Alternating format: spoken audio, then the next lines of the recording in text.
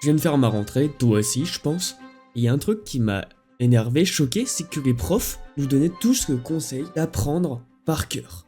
Que du moins il fallait passer des heures et des heures à apprendre, alors qu'il est possible d'apprendre pour n'importe qui des choses beaucoup plus rapidement grâce à certaines techniques. Et je ne te parle pas de choses mystiques comme se laver avec de l'oignon.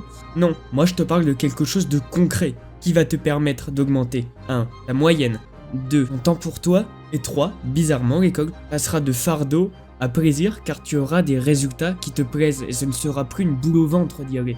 Tu seras même fier car les résultats suivront. Mais c'est quoi ces techniques dont je te parle? Au total, on en a 3. La première, simple. Décale ton bureau de 50 cm. Ah, quitte pas, même moi ça me fait rire dit comme ça.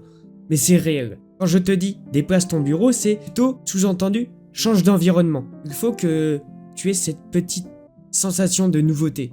Même si ça peut te paraître infime, c'est ça qui va tout changer entre celui qui va appliquer les 2 points suivants et celui qui va avoir fait les 3. Avant qu'on passe aux 2 prochains points, je vais faire rapide, abonne-toi à la chaîne, c'est donnant. Bon, maintenant on peut commencer. Ton cours est rempli de vent. Et c'est quasiment littéral. Ça dépend déjà de si t'es en prise de notes ou en dictée. Mais quoi qu'il arrive, dans tout ce que tu peux noter, tout n'est pas utile. On peut appliquer une loi de Pareto. En gros, 20% de l'information que tu as pu noter te mènera à 80% de ta note. Sur 20, ça donne 16. Ça veut dire quoi? Qu'au lieu de s'embêter à apprendre tout son cours, on devrait se concentrer sur les informations importantes. On peut faire une pyramide en 3 étages, si tu préfères pour hiérarchiser. Tout au bout, on retrouve les informations essentielles qui vont te donner tous les points. Elles sont en faible quantité, mais celles qui feront tout.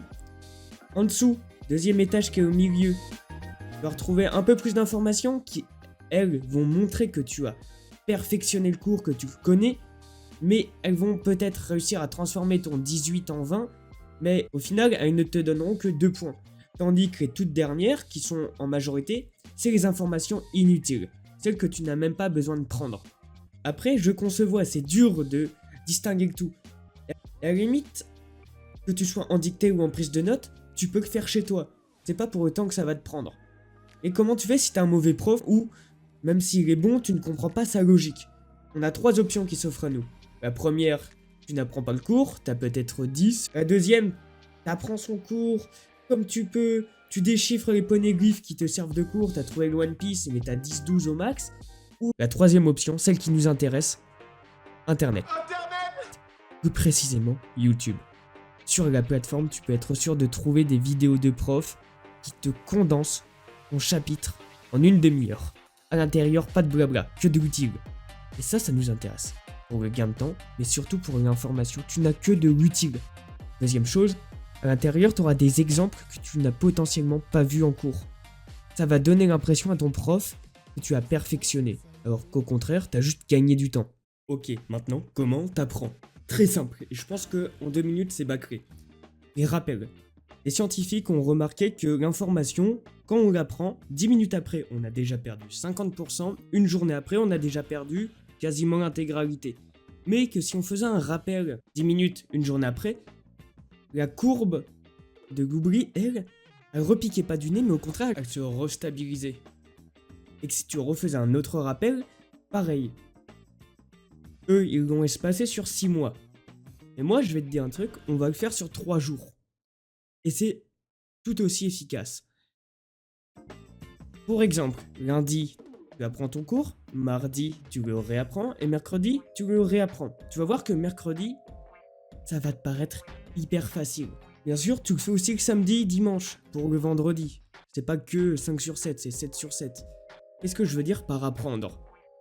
Je veux que tu puisses, à la fin de ta session, reciter ton cours, pas au mot près, pas par cœur, mais je veux que tu puisses me reciter les informations essentielles. Point. Enfin, dernière technique qui peut te servir, les flashcards. Ça va jouer sur les mêmes systèmes, sauf qu'à la différence, c'est que c'est un peu plus intuitif que réviser. Là, tu vas avoir une carte, au recto, tu vas avoir la question, et au verso, la réponse. Et le but, ça va être d'y répondre le plus vite possible. Le principe, c'est que tu vas te remémorer les choses plusieurs fois. Et le fait de se remémorer, de chercher l'information dans sa mémoire, fait que le cerveau, par fainéantise, va se dire ok, j'en ai besoin souvent, je vais mettre ça dans ma mémoire long terme.